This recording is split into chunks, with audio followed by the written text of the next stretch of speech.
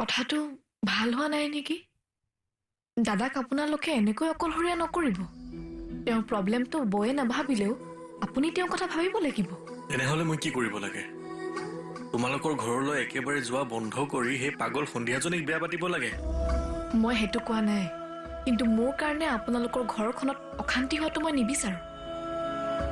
চোৱা নিবেদিতা, আগতে তোমালোকৰ ঘৰত কেৱল তোমাৰ কাৰণে গৈছিলোঁ মই, এইটো সঁচা কথা। কিন্তু এতিয়া ঘৰলৈ যোৱাৰ কাৰণ একমাত্ৰ তুমিয়েই নহয়। মোৰ প্ৰতি থকা খুৰীৰ মৰমখিনি তুমি দেখিছানে? মই গ'লে তেখেত কিমান সুখী হয় তুমি জানা নে নাজানা? মই তোমাৰ হাজবেণ্ড নয়নৰ অভাৱ পূৰণ কৰিব পাৰিছোঁ। এতিয়া তুমি কি বিচাৰা? মই তোমালোকৰ ঘৰলৈ নগৈ সেই মানুহগৰাকীক কষ্ট দিব লাগে? নালাগে, আপুনি নিজৰ ঘৰখনৰ কথা ভাবিব লাগিব। দাদাৰ এই বিপদৰ সময়ত আপুনি তেওঁক সহায় কৰিব লাগিব আৰু বৌক বুজাব লাগিব যে এয়া তেওঁৰ ভুল চিন্তা। যাক আজিলৈকে দাদাই বুজাই চিধা কৰিব নোৱাৰিলে তেখেতক আকৌ মই কি বুজাম?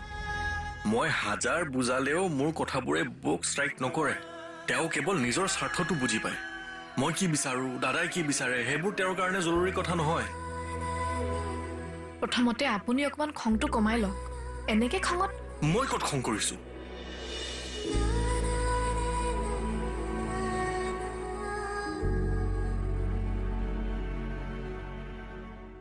চৰি, মোৰ বেছি খং হৈ গ'ল নেকি? অঁ, মোক কিবা খং কৰিব মাতি অনাৰ নিচিনাহে লাগিছে। নহয়, এই যে কথা কোৱা তুমি, মই মোৰ মনৰ কথাটো শ্বেয়াৰ কৰিবলৈহে তোমাক কথাটো কৈছিলোঁ। এইবোৰ কথা তোমালোকৰ ঘৰত পাতিলে খুৰীয়ে শুনা পালে তেখেতে মনত দুখ নাপাবনে? চৰি, খংটো বেছিকৈ উঠি গ'ল আৰু নুঠে।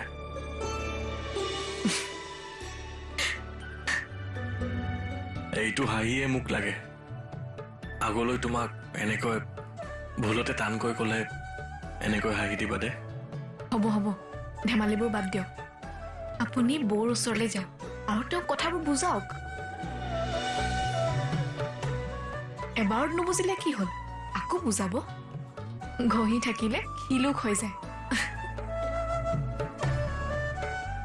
এইবাৰ কিয় হাঁহিলা? বৌয়ে আপোনাক নিয়ৰৰ লগত সন্দেহ কৰাৰ কাৰণে হাঁহি উঠিছে। হয় দে, চিন্তাবোৰো কেনেকুৱা চোৱাচোন। অৱশ্যে দুয়োজনক একেলগে বেয়া নালাগিব।